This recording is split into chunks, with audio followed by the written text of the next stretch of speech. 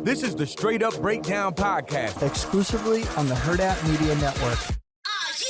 Tell it to me straight up. Hello, and welcome into the Straight Up Breakdown Podcast, proudly part of the Varsity Network. I am Greg Smith, it's been a case of the Mondays friend. It was a busy weekend with a couple of Nebraska camps, 7 official visitors in town. So I've been all over the place, but I think we're rallying. I think the day is about to turn around right now because today I am joined by Saturday Out West editor and writer and Varsity Club podcast host Derek Peterson. Derek, how are you, man? I found out in the last week that we are potentially getting a Jon Snow spinoff series, and if it does in fact come to be, Kit Harington is going to reprise the role. So I am feeling good. I've been smiling ever since I found out that news. Yeah, so I saw that too. I'm actually excited for, and of course now I'm not going to remember the names. House of Dragons that's coming out this summer. The previews for that look really good. I'm not exactly it's based off the books, right? So people could not complain about that. I think it's thousands of years prior, but it's the House Targaryen. Yeah, so we'll see. I loved Game of Thrones, and I don't know how if you feel this way, I might be stepping into a rabbit hole here, but I am now to the point to where I'm over people complaining about the ending of Game of Thrones as if they did not fully enjoy all of it, even up to that point, and in most part, including that point. That final season had some great moments, but I'm so tired of hearing about the complaints about that. I'm in the exact same boat because I saw complaining about Game of Thrones on my Twitter feed earlier last week, and that is what prompted me to once again restart the series because I continue to watch it even after it's ended, and I'm going to assume that a lot of people are doing the same thing. Otherwise, we wouldn't be getting multiple Game of Thrones projects. Right. They wouldn't just be making them for fun. They look very expensive to make. So I don't think they would just be doing that. So yeah, I'm totally with you on that. So I'm glad. Good. We have started off this pod in good fashion, agreeing about. We're always in lockstep, though. Yeah, we're always on the same team. We got to find something. Yeah, we got to find something one day. Now, each week we have a couple of segments that are mainstays of the show. The first one is called Coach Speak, of course, where we go over something that a coach, player, or talking head said, and then we give you the straight up breakdown of what they meant. Coach Speak to Real Talk. Now, this week it comes courtesy of Washington Wizards, current star, Bradley Beal, who didn't necessarily have a full quote. He just kind of came out and said something in reaction to the fact that his contract, he can opt out of the contract. He has not demanded a trade yet. People keep waiting, like me, keep waiting for him to just demand a trade. He's been all over the place. It feels like talking about this this offseason so far for the Wizards. And he did say that a decision has been made about his future in Washington for him, but he will not reveal it quite yet. So, Derek, what does that mean that he has a decision made but won't exactly say what it is? Let's break that down. I think the reporting on this was from The Athletic's Josh Robbins, and I kept looking for the specific Beal quote, and I couldn't really find it. It just says Beal said he has made up his mind about his future, but he doesn't want to speak on it now, saying, and this is Robbins writing, it would be improper to discuss any potential future contract while he's still fulfilling his current contract. I guess you could take the pessimistic view of that, but I kind of just think Beal is maybe just being respectful of the Wizards, keeping those conversations private. He has a player option that he can opt into, I think it's either 36.3 or 36.4 million for this next season, and it sounds like most of the reporting suggests that he's going to decline that option and enter free agency. 36.4. Decline that option and enter free. That's a lot of money, and go into free agency where he could get a 5-year supermax from the Wizards up to $250 million. So it pretty much comes down to whether he wants to remain with the Wizards, where he spent his first 10 years in the NBA, or go someplace new, which is where basically the entire NBA public outside of Washington has wanted him to go for the last 3 or 4 years. I think you're seeing more and more athletes being you know what? I'm going to value loyalty. Thinking about Damian Lillard in Portland. Like, I kind of wonder if maybe Bradley Beal isn't going to be like, you know what? Okay, 250 mil is a nice starting point. You can figure out the rest. I'll stick around. And maybe he just wants to not have this whole media circus around. Because when does free agency open? Is it before or after the draft? Maybe if it's after the draft, maybe he just doesn't want this media circus around what Washington's going to do for the draft and just wants them to be able to focus on stuff. I don't know. I feel like he's a pretty organization focused guy, or a pretty team focused guy, because for years and years and years, we've heard about how Bradley Beal should ask out from Washington, and he keeps not doing it. So, like, I kind of wonder if he's just like he cares about the organization. Like, I think that might just be part of it. Yeah, it's I don't want to say it's weird, but it is a little bit weird to me with this whole situation, because I agree with a lot of what you're saying, that it does feel like he values being loyal to the organization and giving them, I guess, every opportunity to make it work or to figure it out, right? And so like, I think for him, after now being there 10 years, not being disgruntled, not, or at least publicly not being disgruntled, definitely not asking out for it with a trade, and re-signing that was a 2-year extension a couple of years ago, like, it feels like he wants to give the Wizards every opportunity to make it right. The problem is, I'm not sure how in the world you can have faith that the Wizards are going to actually turn this around and put a team around him. Like, and the reason that kind of came to me, I was kind of looking stuff up ahead of this pod, is that, man, I didn't realize that he was going into his 11th season. Like, first of all, where did the time go? Second of all, that's not an insignificant amount of time to try and, quote, get it right, right? Like, I just think that it's been a long time, and it's not necessarily through his fault that they have not taken really any steps forward as an organization. Like, I just don't know how, like, and it also comes down to what does he value if for his NBA career? Because I saw this somewhere, and I cannot remember if it was him that actually said this or it was someone else that says there's a lot of things that go into some of these free agency decisions when you're thinking about whether or not to leave a franchise or not. And some of that ends up being tied to, like, your family. Do you like the community? Are you doing a lot of community work in the area, which I believe he does? Like, all of those things, and like being kind of a Washington legend, even if you don't end up winning, does have some value as well. So ultimately, I'm kind of talking myself into either side here. But it's still odd, because I think that he's in a situation where Bradley Beal is very, very good, and he's an all-star caliber player. And I wonder if he was on a better team, if people would realize or think that he's even better. But I don't know if that matters to him or it matters to us. You asked about community service. I mean, the story from The Athletic that this, like, quote from Beal came from was he was at a Saturday afternoon. He was at on a refurbished basketball court near Howard University for the dedication of 2 basically public courts for kids to use. And it was in celebration of Juneteenth. I mean, he's pretty involved in that area. And, like, everybody knows who Bradley Beal is. I don't think, like, visibility is an issue for him. This is not like I don't think that this is a situation like Anthony Davis in New Orleans. I think they're different situations. Like, and also the other thing too is when I went and looked at the Wizards' last 10 years with him, I was expecting like 3, 4, 5 coaches.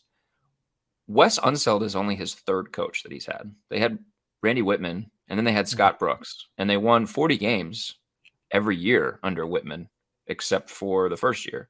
Scott Brooks won 40 games twice, and then they just held on to him too long. They've made the playoffs 5 times in his 10 years. They had to deal with, like, John Wall's injury situation. They've reshuffled the roster quite a few times, actually, in his 10 years. I mean, they had the Paul Pierce, Otto Porter kind of situation. They had Beal and John Wall. Then they had Beal and Russell Westbrook. And then it was just Beal last year. Like, you know, it's not like, and it's also different from Portland in the sense where, like, you look at the iterations of the Portland teams that Damian Lillard has been on, it's really been CJ McCollum and Damian Lillard for years and years and years. And they've just tried to fill in ancillary pieces. Like, Washington has done other stuff. And you talk about, like, how much confidence do you have in their ability to put a team around him? I mean, Daniel Gafford was a really good signing for Tommy Shepard this past signing or trade, whatever, however they got him. It was a good acquisition for their GM. So I'll be curious to see what happens because he could be really good. But also there was reporting that they want that they would like to pair Shai Gilgeous-Alexander with Bradley Beal, to which I would just like to say, I am so happy that we have once again reached this point in the NBA season NBA calendar where everybody looks at the Oklahoma City Thunder and says, well, they're just going to sell all of their guys for future first-round picks because that's the play, and completely ignore what's actually happening. I'm so happy that we're back here. Love it. I love this time. I'm glad you brought that up because I had not planned on talking about this, but I saw the Thunder involved. I should have sent it to you. I saw that people were saying the Thunder will be a perfect third team for teams like the Lakers that want to facilitate deals because they have so many picks. And I feel like the Thunder are just always thrown into these things now, like no matter what the situation is. So like whether it's being a third team as a facilitator of a trade, someone that's going to continue to sell off picks, like or players, whichever way you want to like say the Thunder are going to be, like without actually, like you said, looking at the situation, that's what just kind of happens. The Thunder are always getting talked about in that way, and it's just odd. So, but my question for you as an avid Thunder fan, though, is have we reached the point though where they're going to package these picks to make a big move? That's the thing that I'm waiting for. I'm not necessarily waiting for them to like trade SGA or anything like that. I'm ready for them to package to make a big move to bring someone else there.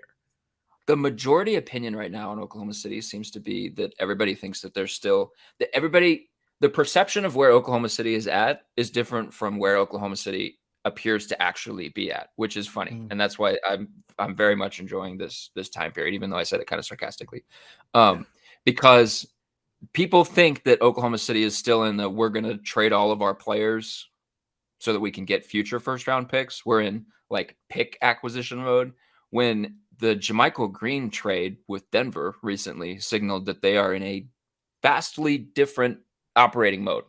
They are now in pick consolidation. They got too many picks in the first round, this draft, and they're trying to consolidate what they have.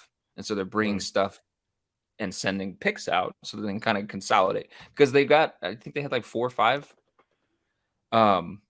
like high level draft picks, a few in the first, and then a couple early in the second that they don't have roster spots for. So they're trying to figure it out. I would think that if like we're getting Chet or Jabari, that we're probably closer to the big trade than we are to we're sending Shai somewhere for, a 2027 first round draft pick. Which pick do you want? I'm not asking you. So which guy do you want? Okay. I want Paolo. Okay. Like, I'm fine with Chet.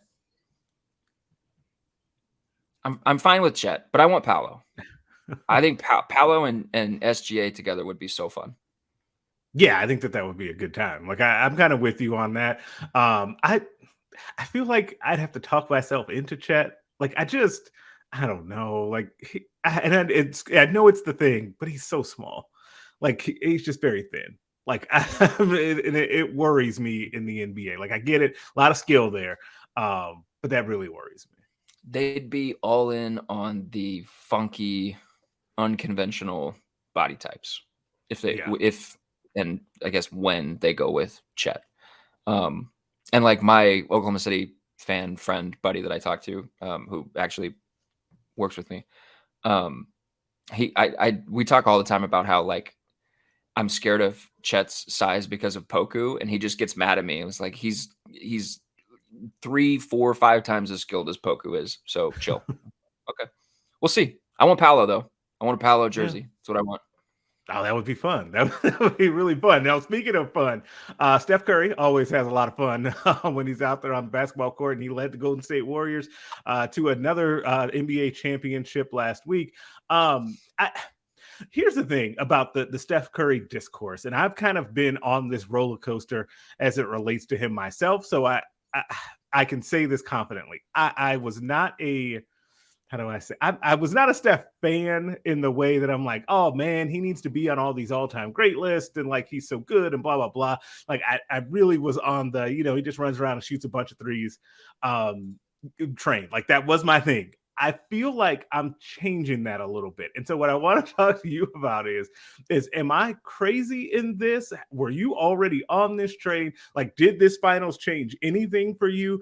Because as silly as it kind of sounds when you say it out loud, I do think that the finals MVP win and discussion mattered, especially when you're talking about the rare air that people were trying to place him in. I'm kind of looking at Steph a little bit differently. Am I crazy? Okay, so I'm very happy that this is the direction that you wanted to take this. Because when you said we're going to talk about finals, I was thinking there's a bunch of different storylines we could talk about. We could talk about Jason Tatum and the work that he needs to do to become a superstar. We could talk about how Boston is a point guard short. We could talk about Kevin Durant. Yeah, we definitely. The only story worth talking about right now is Steph Curry belongs in the top 10 greatest players of all time.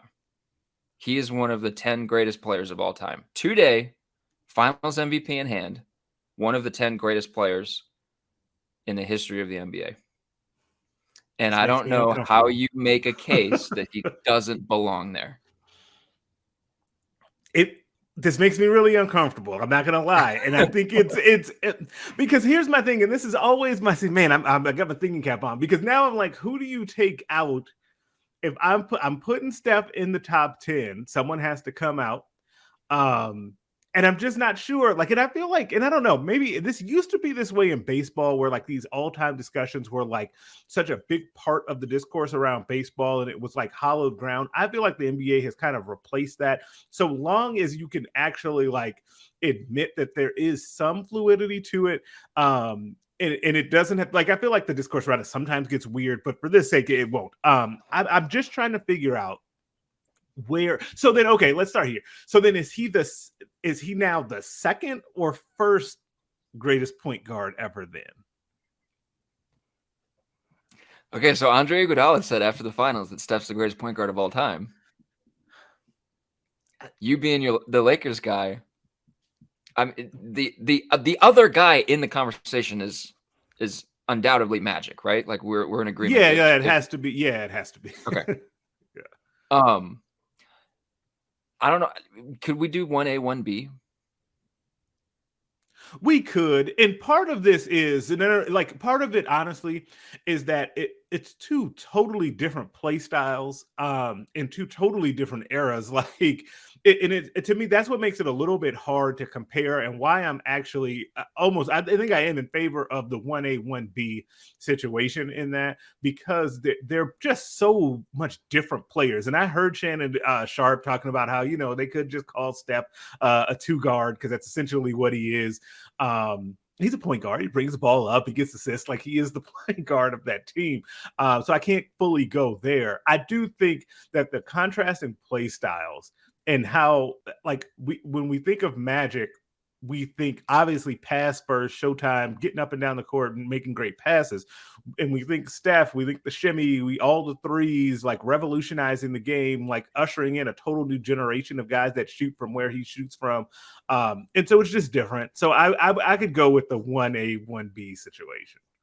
So the way you just described Steph is the perfect argument for why he belongs among some of the greatest players of all time. I mean, you could probably find Golden State fans or Golden State bias NBA fans out there that would say he belongs top 5. So a couple things. This NBA Finals, this series, they win in 6 games. He became the 4th player all time to average 35 and 5 over an NBA Finals series. He joins Michael Jordan, he joins LeBron James, and Jerry West. The difference, the Steph difference, is that he's the first player in NBA Finals history to average 35 and 5 while also averaging 5 3-pointers made a game. He completely changed basketball. And when you talk about like Magic, and the way Magic sort of revolutionized things, or the way the Showtime Lakers revolutionized things. It's why, like, when it starts to veer into the would you prefer Magic or would you prefer Steph, I would almost be like, I don't want to have that conversation because they both should be in a top 10. I'd much rather structure the conversation. Steph is in. Pick the other 9 spots. As opposed to who we got to take out to put Steph in. Steph belongs in. Let me run through this man's resume real fast. He is an 8-time All-Star. He is an 8-time All-NBA selection, including 4 times on the All-NBA first team. He is a 2-time NBA scoring champion. He is a 4-time NBA champion. Finally has his finals MVP. He's a 2-time NBA All-Star, or NBA MVP, including the first MVP in the history of the league to be a unanimous, got every single vote, selection as the MVP. He is the NBA's all-time leader in career three-pointers made, and he achieved that milestone by absolutely obliterating the pace of the former guy. I don't have the number in front of me, but he did it in a ridiculous amount of time. And the thing that you said, it's his biggest argument. He changed basketball. He changed the way offenses conceptualize attacking a defense. He changed the way defenses have to operate. He changed the way 10-year-olds play basketball. He changed the way high schoolers play basketball. He changed the way the college game plays basketball. He changed the way the NBA thinks about basketball.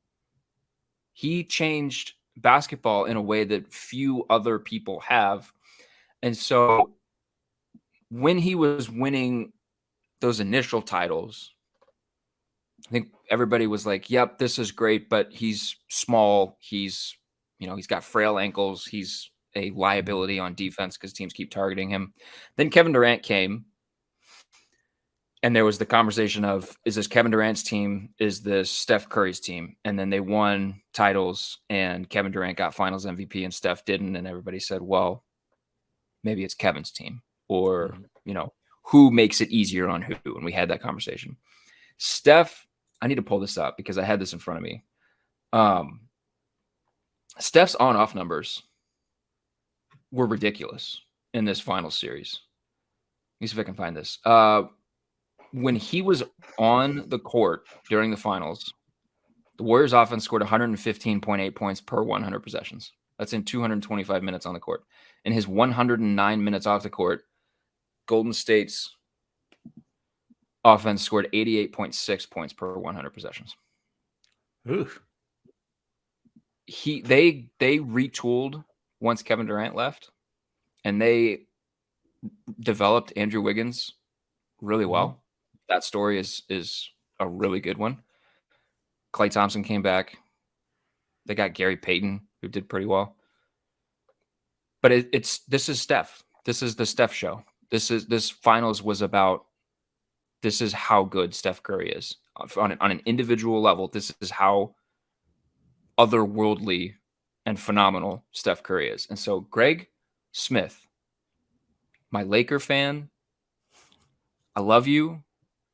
But if I got to pull Magic Johnson out of a top 10 to put Steph Curry in the top 10, we would have a conversation about it.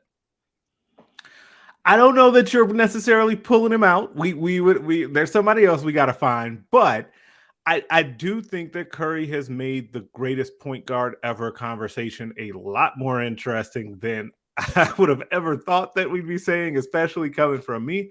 I can't disagree with anything that you laid out, especially about what keeps sticking with me. And this is something that I feel like we're going to talk about more and more as time goes on after he retires. All of that is the impact that Steph Curry had in changing the game.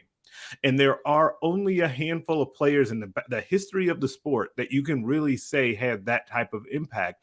And that often becomes a separator, right? It's honestly a part of the separator when you talk about Michael Jordan and Kobe Bryant, right? That's part of the separator, is that Michael came first. He revolutionized all of these things. And so that ends up being part of it. And so I think that Steph is going to end up having that trump card, so to speak, in on his resume for a long time. Because you can just go look, like just go watch a college game or a high school game or what, like youth basketball, and see the Steph Curry shoes and jerseys and how kids are trying to shoot. And you just see it all over the place. And I think that impact of the sport matters a whole lot. And that's beyond just the fact that he's been great, right? Like there's really no denying just how great that he's been on the court. And I also think that one thing that you didn't mention is that his longevity with the Warriors in a time where people are kind of bemoaning the super team and folks teaming up and all of that stuff, and his ability or desire to stay there, win the initial championship, go through the Kevin Durant stuff, come out of the other side of it and win another one, I think is going to be viewed very favorably by people. Now, you're still going to have like a segment of kind of old head NBA people that are going to like kind of like, he just shoots, like yada yada. I think like the Charles Barkleys of the world, like those folks are going to be, I think, always a little bit salty about what Steph brings to the table. But it's just hard to leave him out of that top 10 discussion now and to try to minimize what he's done. Like he's just so great. Like he just really is. And to be honest, like him winning this finals with the version of Klay Thompson and Draymond Green that you got in this finals. And I know Draymond had a good game in that last game. He was awful for good stretches of these playoffs. Klay was kind of off and on, and it just wasn't the same. And I don't want to like be down on Klay because he missed so much time. But I think that also adds to it because this, like you said, this was the Steph Curry finals. Yeah. The other thing that I wanted to real quick mention, the wow, he just shoots argument is always sort of a funny one to just dismiss, because what's the most important skill in basketball today? Shooting. Shooting. Yeah. Yeah. The most important skill in this version of the game happens to be the skill that he has mastered. He is the best at shooting that we have ever seen in this game. So that's how, I just always like, I mean, okay, but like shooting is pretty important, especially if you're shooting threes. That's pretty important. The other thing that I wanted to mention, he's 33. He's got 4 NBA titles to his name. This window doesn't look like it's closing anytime soon. They got Andrew Wiggins, who plays well. Jason Tatum is going to see Andrew Wiggins in his nightmares. Yes, he is. For the next few months. He's going to open like the pantry door, and he's going to see Andrew Wiggins like stealing the box of Cheez-Its that he's pulling out. They've got a couple pieces. Jordan Poole, who's fun. They thread this needle of retooling while sort of keeping the way that they wanted to play sort of integral to what they were trying to do, managing injuries. I mean, this wasn't like a rebuild. It wasn't even like a reload. They just kind of like steadied the ship after Kevin Durant left and kind of weathered the storm. And it looks like they could win a few more, especially because Steph's game is just not going to age. Like, as long as he sticks with the conditioning regiment that he currently deploys, I mean, it's just not going to age. Like, when is it going to decline? When he's 38? Like, that's still 2 or 3 more years of getting elite level Steph. Relocation threes, pull-up threes. He shot like 48% on pull-ups in this final series. It's absurd. They could win another 2. They could win another 1 or 2. If he gets to 6, what happens? If he gets to 6 NBA titles, what happens? Well, there's also the what is going to happen with James Wiseman situation. like if people like, I honestly forgot he was there, and I think he's on track to be healthy for training camp. And the thing that Steph is also, what Steph's greatness allows them to do is these guys don't have to be superstar level players, right? If you just have the right complementary pieces, which is part of what Wiseman was supposed to bring to the table, is that he would help them out in a complementary way while he kind of got his bearings in the NBA. he can still do all of the things that we just saw him do in the final, like you said, for years to come. Like, that is what's going to be fun. Now you're going to have to, I don't know what's about to happen with Clay and Draymond and kind of their falling off, especially Draymond. So I don't know how you continue to roll with him. And he's someone that Trade for Ben diminished. Simmons. Oh boy. Well, I mean, if you want the ultimate rehab project, you figured out how to rehab Andrew Wiggins. If you figured out how to rehab Ben Simmons, then just go ahead and put everybody in the Hall of Fame. Yeah, I don't know. That's just going to be a really interesting thing to see going forward. Because I'm with you. I don't think that his window is particularly closing, but we got to see what some of those other pieces continue to do around him. But they don't have to do as much because he's so great now. One of the things, though, the other things I wanted to talk to you about, and this actually came up this morning. Shams had a report in The Athletic, in one of his pieces, that the Nets and Kyrie Irving are at a, quote, impasse when it comes to his long-term contract. The June 29th deadline is looming here, where he can either opt in or opt out of his $36.9 million player option for the 2022-2023 season. And of course, the Lakers, the Knicks are interested. The headliners here that are interested in the Clippers and bringing in Steph Curry, should he decide that he's Kyrie no Irving. longer going to be, Kyrie Irving. Everybody wants Steph Curry. Yeah, everybody wants Steph Curry. I would love to have him with the Lakers running around with LeBron. I wish LeBron would stop dropping hints that he wants to play with the Warriors, but that's besides the point. Kyrie Irving, Lakers, Knicks, Clippers lining up to get him if he so chooses to leave the Nets. What do I make of this? First of all, can I just say real fast off top, I do not want this to happen for the Lakers. I almost had a nightmare scenario thinking about having to rely on Kyrie Irving and Anthony Davis to come to work every night. Like, I just don't. I can't do it. I don't want that stress in my life. I really don't. So what am I supposed to make of all this situation between Irving and the Nets? What you're supposed to make of it is you are supposed to be crossing your fingers, crossing your toes, every single thing that you can possibly cross, and hope and pray to the Lords above that we can get a Kyrie Irving for Russell Westbrook trade, so that we have Russell Westbrook and Kevin Durant on the same team again. This version of Russell Westbrook, which part of it would be funny. Kevin Durant would hate this version of Russell Westbrook infinitely, like 1 billion times more than he hated the Oklahoma City version of Russell Westbrook. It would be incredible to watch. And I say that as somebody who loves Russell Westbrook. Right. This was Kyrie Irving was gonna be. Can we just do like the put him on blast now? Like, this is my put him on blast. Like, sure, Kyrie can do your put him on blast. Put them on blast. I saw a video of Kyrie at a USA basketball training camp years ago. This was young Kyrie. And he's just weaving in and out. Like, he takes the ball from one baseline to the other, gets an easy layup, and in the process, like, pirouettes and spins and goes in and out of like every single defender on the court. No one could keep him in front of them. And I saw the video, and then the video ended, and the first words out of my mouth was, "Damn, he was great before he got all weird." Like, if we could get that Kyrie back, that'd be great. Maybe that's the Kyrie that Kevin Durant thought he was signing up for. But that Kyrie's not here anymore. Kyrie's weird now. And like, I don't want to, even if I disagree with some of the stuff he says, I don't want to like disrespect him by saying that he's out there or dumb or any of the other stuff that gets said about Kyrie. But I just question how important basketball is to him at the end of the day.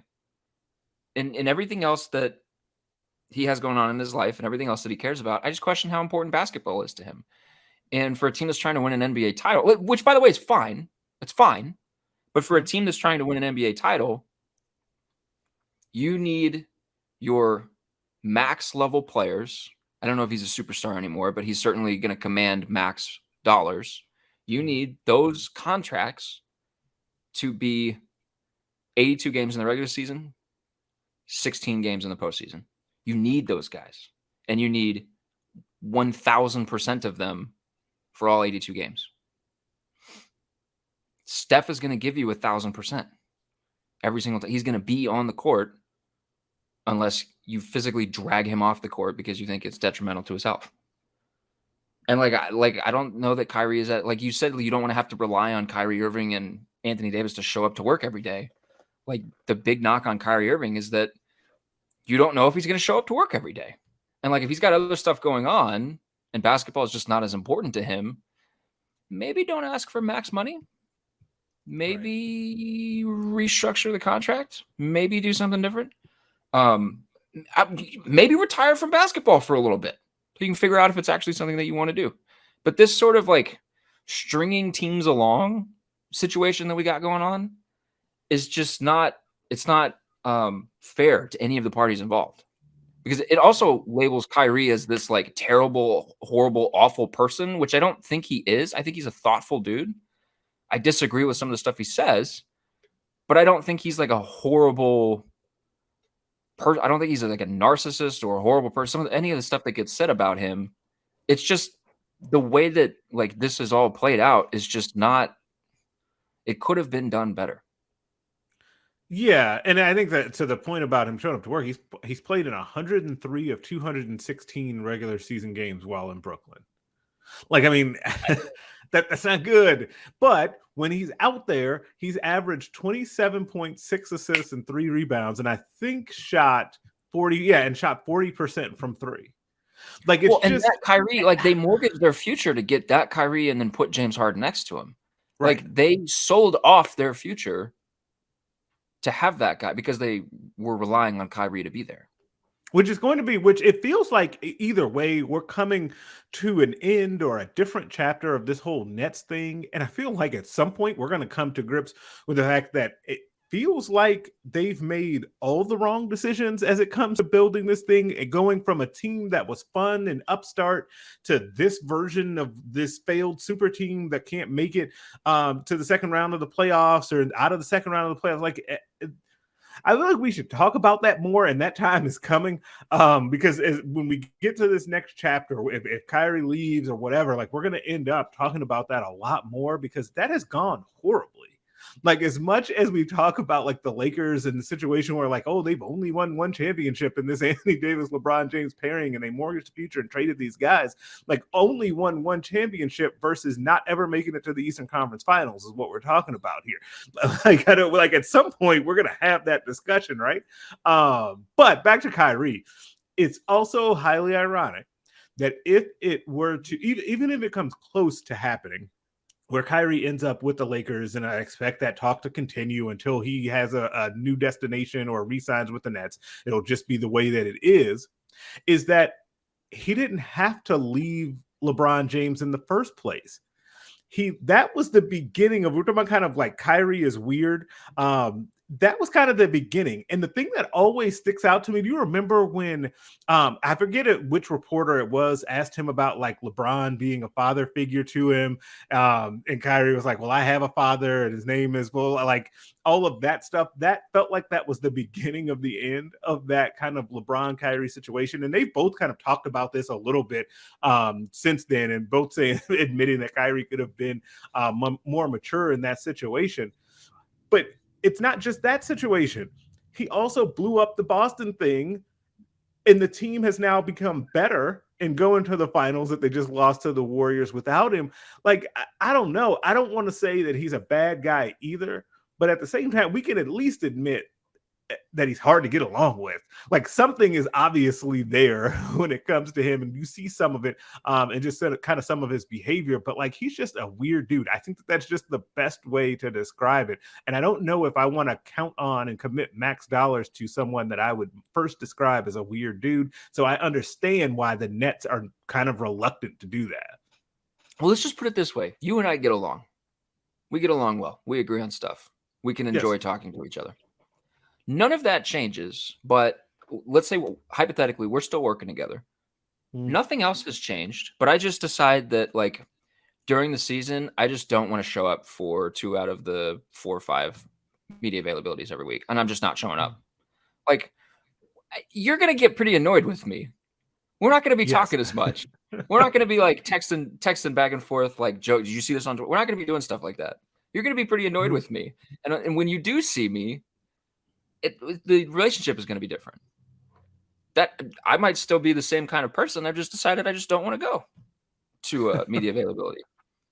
Like, that's the situation that you got here. Like, and it the fact that we had Golden State and we had Boston in this finals makes what's happening in Brooklyn so much juicier, because you can sit there and say, is Kevin Durant's decision to leave the Warriors like one of the 5 worst decisions in sports, individual decisions in sports history? Like, it's up there.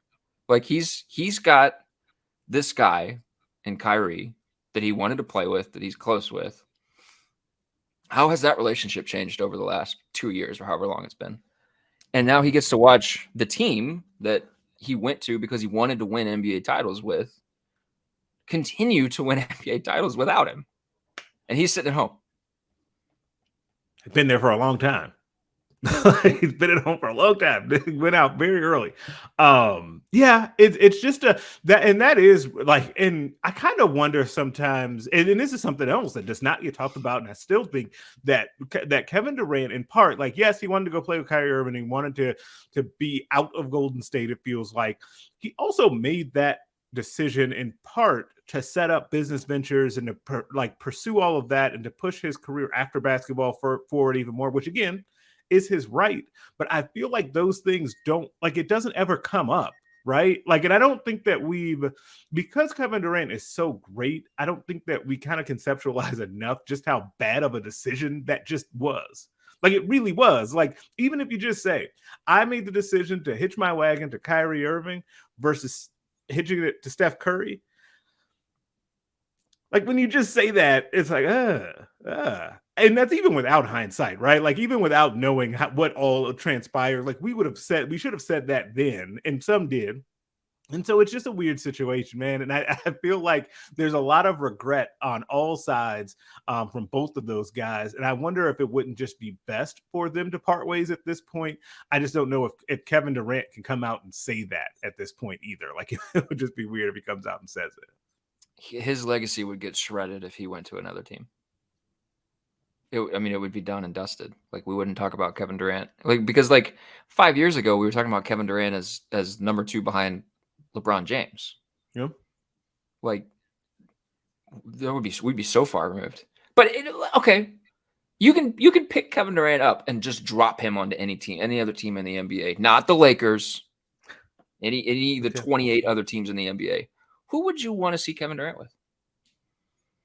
My very first gut reaction thought was Portland.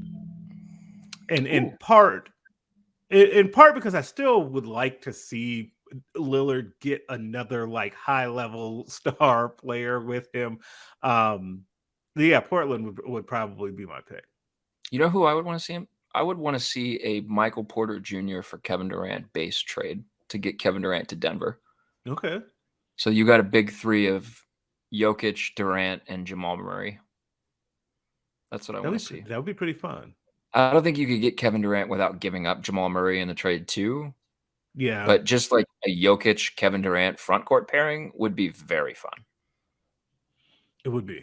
Like, I could get with that. Yeah. I think both are worthy. Yeah. Also, the Lakers are interested in Kyrie, or the Lakers are linked to Kyrie. Is him and LeBron, are they good now? That's a good question. I do not know, but I don't know if do we even get to this point where they're linked without LeBron being good with it? Or is LeBron good with it because he'd like to be not good with Russell Westbrook anymore? Like, he would have to be involved. Like, is that what's driving it? I don't know. I guess maybe that's what it is. It's more of the lesser of two evils type of situation in LeBron's mind. I don't know. Man, LeBron is over here. Like, I just got to find 2 guys that I can play next to for more than 2 years that aren't going to break mid-season. Meanwhile, he's looking up the road at Steph Curry and Golden State and being like, can I just have that, please? Just can I just have, I wonder if he regrets leaving Miami. Man, I don't know. See, the problem, if they had not won that title in Cleveland, maybe. But I don't. Could he have won a title in Cleveland at a later time, though? Yeah, probably. I mean, if he won the one with the Lakers, he could have still won one later with Cleveland. Yeah.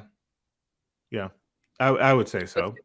That's going to be a very interesting post-career, like whenever he writes the biography or whatever comes after his playing career is done, the Miami conversation. This is another point in favor of Steph's all-time greatness is like you just look at his impact throughout the rest of the league. Everybody's just chasing Steph in one way or another. Like I imagine LeBron is like, I just want to be in a situation like that, and I can't have it because Anthony Davis won't show up and hasn't shot a basketball since April. Come on, man. Come on, man. Like oh, it's fine. It's fine. It's fine. I one day make it through the pod without yelling about the Lakers. But please pick up a ball, Anthony. Thank you. I would appreciate. Yeah, it's just there's a lot. I think that this offseason, again, and I feel like I say this every year with the NBA, has a big implications, and there could be a lot of stuff. There are other like smaller pieces that could end up being bigger things. Like I saw the report about the Pacers and Miles Turner and Brogdon being on the block and all of that. Like, I still think they could help a team down the road, but they're obviously not on the star level of some of these other guys we're talking about. There's a lot to come this NBA offseason. I cannot wait to see it all unfold. Those guys, Miles Turner and Malcolm Brogdon, those guys have been on the trade block longer than Bradley Beal has been unhappy in Washington. My goodness.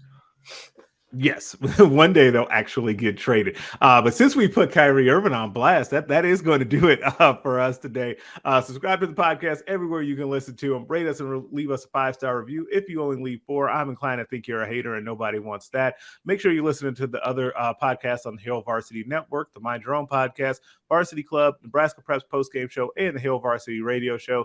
You can also catch us on YouTube, on the Hill Varsity YouTube page. I am back on there with another recruiting question video of the week. Thank you very much for watching this show on YouTube. If you've done that, make sure you like and subscribe to the channel. You can find us on Twitter at Greg Smith HB and at Dr._Petey. I will catch y'all next week.